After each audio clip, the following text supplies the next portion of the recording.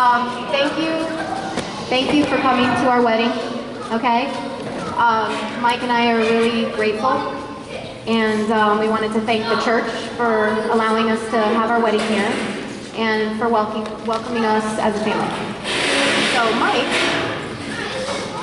I would like to take a moment to recognize my husband, Mike Christian. I'm going to read this because I might cry, and it's going to take 7 minutes, so if you have to go to the bathroom, you may as well go now, and I'll show you the video. Okay? Mike loves to express his sentiment towards others by giving thoughtful gifts, as does his family. Mike came to every one of our early dates with not only a gift for me, but also thoughtful gifts for each of my children. I didn't know then, but I know now that in our early conversations, he would take notes of our varied interests and consider them when choosing gifts before driving the 2-hour trip to visit us. When he first met my parents, he also brought flowers to my mother, which began a healthy little rivalry between he and my father as to who could come up with the most creative and special gift for my mother and I. Mike is such a generous giver that it seems only natural that I would begin to consider his wedding gift weeks before our wedding. I want to communicate to my new husband in a way that he understands just how much he means to me, how special I think he is. My wedding gift should show him how I appreciate the gift of his amazing heart, his endless sacrifice of time, his seemingly endless patience, his boundless friendship, and his unconditional love. I considered for a great deal of time what I should give him for a gift. Mike dislikes the accumulation of things, as you all well know. He owns so few things that he was able to move into my home almost unnoticed. He took up 4 drawers and the closet that previously housed my shoes. So, I don't even know he's there, and he hasn't moved in yet, but all his stuff's there. Anyway, buying him something to accumulate dust didn't seem like the right thing to do. So as I considered what to get him to celebrate and remember this special day, I remembered some of the gifts he gave to me. He gave me a pin with my name on it, and when I opened it, he said it was the name of a famous author. He gave me enough red roses to stock a flower shop. He gave me a book called Hind's Feet on High Places by Hannah Hurnard that became my favorite book of all times, and a treasure to my heart. He gave me a pair of Fendi sunglasses. He gave me sequin bedroom slippers and a red robe for my birthday. As I contemplated the meanings of these gifts, and there were many, many more gifts, I noticed a theme. Mike's gifts to me, even in the beginning, before he knew me, reflected the true me that God created me to be. Mike, as small as this letter is my gift to you. So Mike, if my life before I met you was a ride at a theme park, it would definitely be the ride that makes you nauseous with all of its twists and turns. When I met you after years of struggle, I had come to accept and see myself as broken. I knew God loved me and accepted me as I was, but I was blind to the vision God had in mind when he looked at me. Because you loved God with your entire being, that little tiny part of his magnificence inside of you allowed you to see me with his eyes. When you gave me the pen, you told me I was a famous author, and in God's eyes, everything I write is worthy of being read.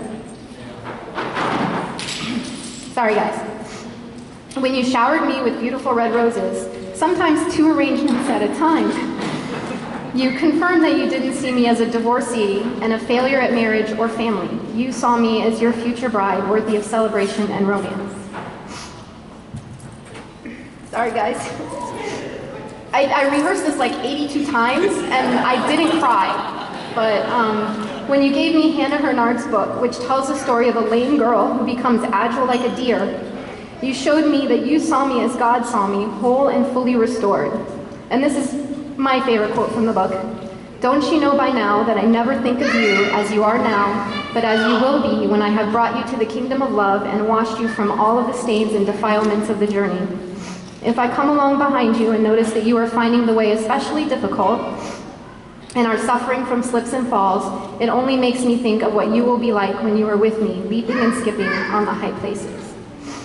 When you gave me the old sunglasses that you found buried in the depths of the ocean, that turned out to be expensive designer sunglasses, you told me that I was famous in God's eyes.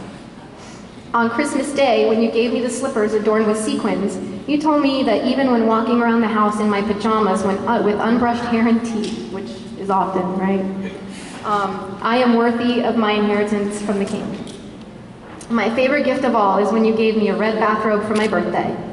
I had kept the same old bathrobe for 13 years. Over the years, it's become almost threadbare in places. But I couldn't replace it. There were always other emergencies that required that money. Shoes, dentist appointments, car payments. So I wore the old robe even though it barely covered me. When I opened the box that contained my new robe, it was red again, my favorite color. I promptly marched outside and threw the old robe away. As the lid to the trash can shut, I heard Ephesians 4:24 in my head, put on the new self, created to be like God, in true righteousness and holiness. Mike, you are more special, unique, and treasured than the rarest of jewels. There is no one on earth like you.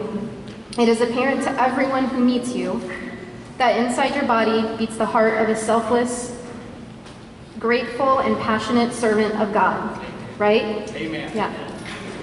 After our second date, I knew this man could not only change my life, but the lives of many other people through his love for God.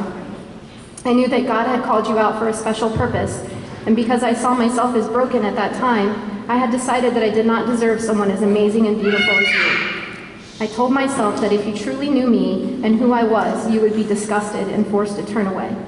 So on date 3, I confessed to you all the things I found detestable about myself. I laid out in front of you all of the terrible decisions I had made and all the times I had decided that I had failed. I could barely look in your direction as we sat in your car in the Publix parking lot, waiting to buy ice cream for my parents, just so you know. I remember just looking at your knees because I couldn't dare to look at your face. The words I had just uttered sounded so terrible to me that their darkness seemed to linger in the air around me, and you began to speak, and I will never forget what you said. Do you remember? It's paraphrased. Julie, it's okay. You are not unforgivable. You are a beautiful daughter of the Most High God. Is that right? In disbelief, I looked up at your face, expecting to see the truth in your eyes, and that would betray your words. Instead, your eyes were open wide, and they gazed at me softly, reflecting love, grace, and forgiveness. You pulled a folded up piece of paper out of your pocket and unfolded it slowly. That's the paper right there. This paper I have been carrying with me all day to remind me of who it is you're marrying. You said that at a certain point you felt a desire in your heart to find a wife that you had not had to that point. And true to who you are, you went straight to God for direction, and God sent you to Proverbs 31:31. You gave this paper to me that night and told me that the yellow highlighted areas were the character traits that you were seeking in a woman. This is how organized he is. And that night you said you had not found a woman who had all of them until me. Then you told me that as you saw these traits displayed in me, you underlined them in green. What you didn't know was that the enemy has used this verse as a weapon against my heart to illustrate to me how I could never measure up to these standards. And here you were, Mike, on our third date, telling me that you saw me as a princess, a daughter of the Most High God, a woman of noble character, and a woman deserving of your love. The way you saw me then and now is the greatest gift that any human being can give another. You know me fully and deeply, and you have seen all of my blemishes. Yet you still choose to see me with the eyes of my Heavenly Father, and for that gift, I can never repay you. I can only choose to see you with the same eyes, to be a mirror that reflects God's love back at you for life, and to see the best in you always. And I love you, and thank you for marrying me.